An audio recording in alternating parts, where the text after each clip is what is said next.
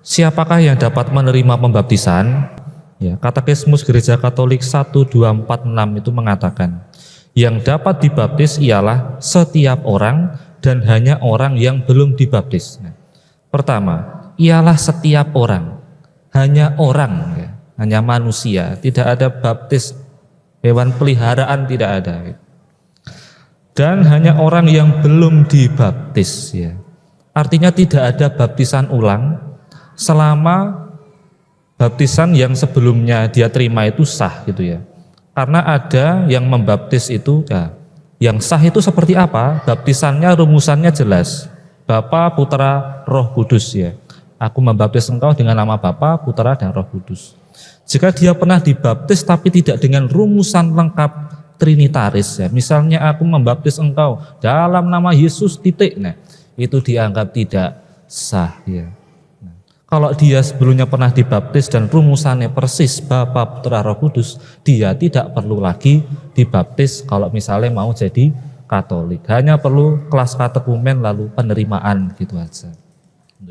Jadi tidak ada namanya baptis ulang. Karena baptis itu materai abadi kekal sampai seumur hidup begitu ya. Mau kita setelah jadi orang Katolik pindah ke agama lain ya, kita tetaplah orang Katolik begitu ya. Nah, lalu kemudian dari sakramen baptis itu, nah, kita menerima buah-buah rahmat yang diterima ketika menerima baptis. Nah, itu bisa kita jelaskan dengan 3 cara, yaitu lewat Bapa, Putra, dan Roh Kudus bingkainya. Orang yang dibaptis itu menjadi anak Allah Bapa gitu ya. Yesus Putra Tunggal Allah, anak kandung by generation gitu.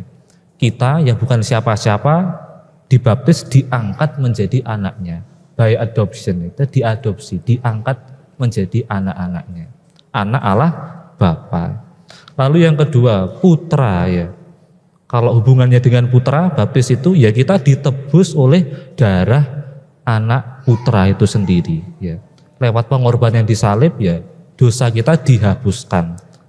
Lalu yang ketiga, Roh Kudus. Ketika orang menerima baptis, ya, ia menerima Roh Kudus begitu ya. Dan kita semua di sini menerima roh yang sama, yakni Roh Kudus, sehingga menjadi satu bagian dalam Gereja Katolik. Karena menerima roh yang satu dan sama, Roh Kudus begitu. Baik, itu saja Bapak Ibu, semoga bisa menambah wawasan iman kita. Mari kita bangkit berdiri, kita mohon berkat Tuhan.